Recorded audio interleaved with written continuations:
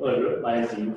And Hattie. So today we're going to talk about how we use machine learning to uncover underlying primaries of cancer or non-primary, which is also known as CUP, and analyze treatment responses of CUP patients.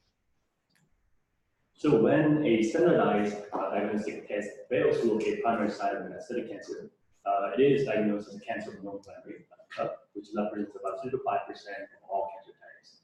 And due to this hidden nature of underlying primary, doctors often go with empiric therapy, which makes it harder to treat and prognosis the disease.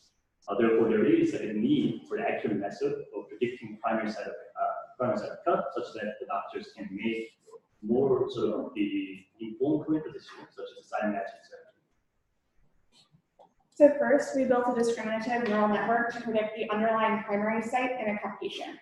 And by primary site here, I mean a cancer type with a known associated primary like non-small cell lung cancer or breast carcinoma. To do this, we use the OncoPanel dataset, which includes patient information for about 300 known oncogenes across 16 different cancer types. There are over 28,000 samples in this dataset, which we use to train and validate our CUP primary prediction model. Our input features for the model include gene mutation information, copy number alteration information, as well as clinical features like age and gender.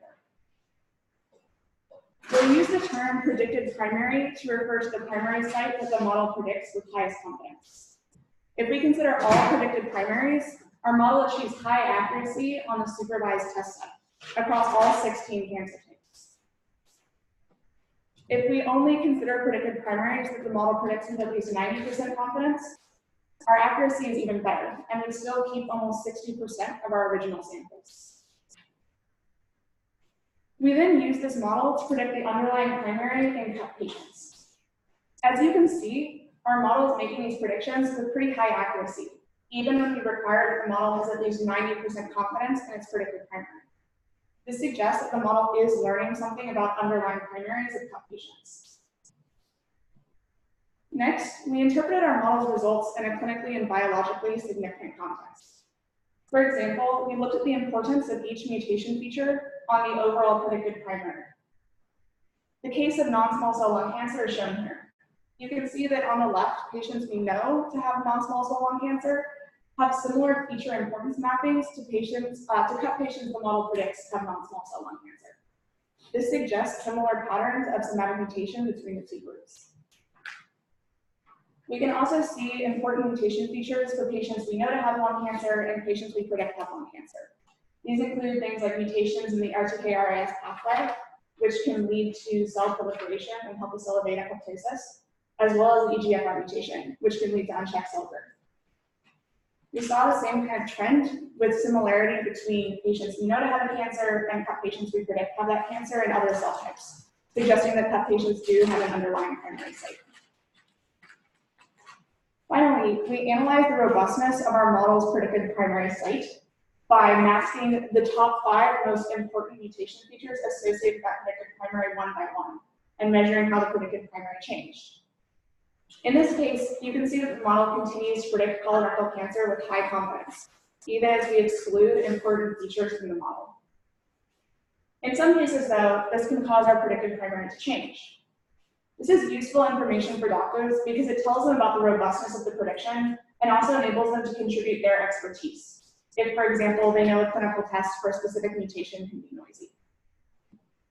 So in order to further evaluate the clinical efficacy of our model, we performed retrospective survival analysis on CUP patients. So we first identify a CUP patient who received site-specific therapy targeting a specific cancer types.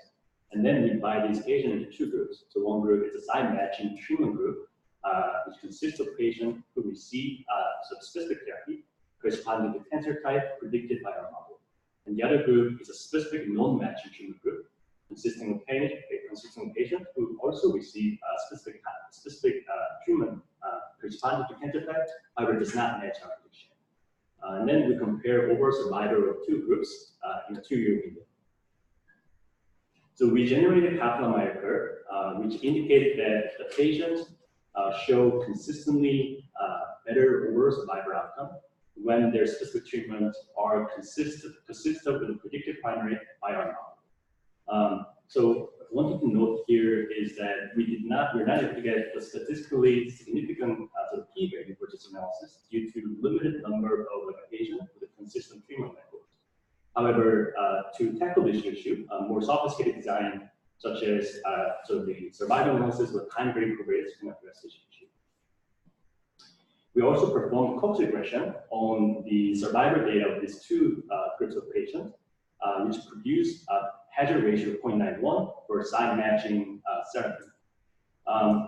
Again, although we did not get the statistically significant result here again, due to low number of patients in the analysis, this analysis shows the evidence of CUP patients responding to specific treatment like an underlying primary, so which opens up sort of avenues for many existing approved treatment options for CUP patients. Furthermore, in this case, with the statistically significant p-value, we identify a genomic feature. In this case, copy number iteration, CNA event in SMAR CA4, which is a well-known tumor suppressor gene, highly associated with the CUP patient mortality, whose underlying primaries are predicted as a non-small cell lung cancer. We also identified other genomic features, which are found to be mostly CNA of the driver genes, interestingly, highly associated with the clinical outcome of CUP patients, which can be found on the line report. So in conclusion, we built a high-performance classifier for tumor primary sites and the visualization tool to sort of frame the model interpretation results in a clinically useful context for doctors. And then we also showed that our model is predictive of treatment response, which sort of opens up a lot of exciting opportunity to sort of be analyze and possibly improve clinical outcome of CUP patients using the data now is extremely collected in a clinical stage. Happy to answer any questions.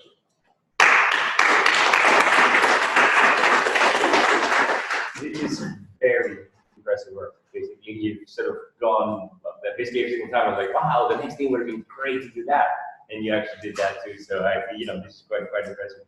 I have a few questions. So one of them is in terms of your performance curve. Did you find that in some cases your method was unsure? And if you excluded those, the Kaplan-Meier curve would actually get sort of more separated.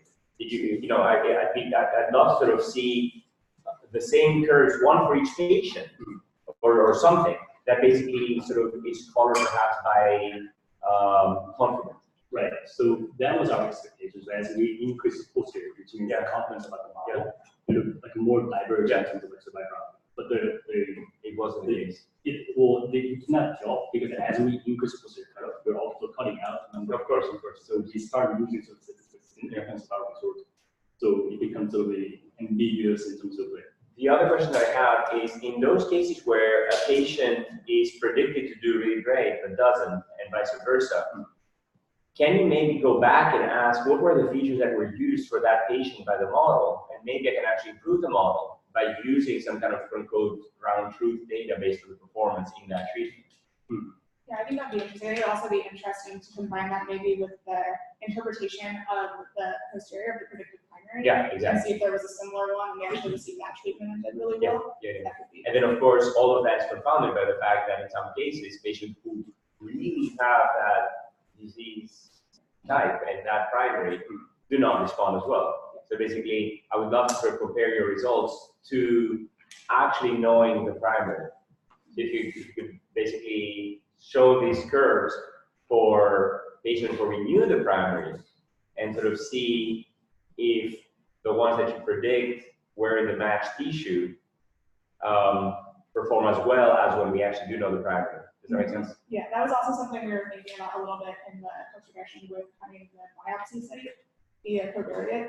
This is one of the things that we considered was like stomach cancers, for instance, and they have higher mortality rates because they're just more heavily.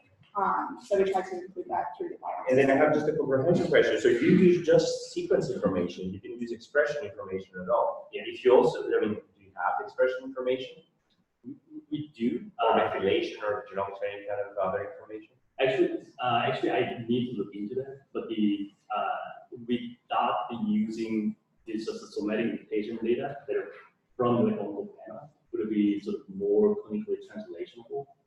in some sense due to its cost effectiveness and sort of like time. Yeah, but in some cases, either insurance pays more, or patients pay more, or the experiment's cheap enough that everybody does it. So sort of knowing additional information. And then you can use that data two ways. One is as an independent validation, not quite independent, but as a somewhat independent validation of your prediction. Basically, see if the expression indeed matches the primary better. And then the second one is an additional feature of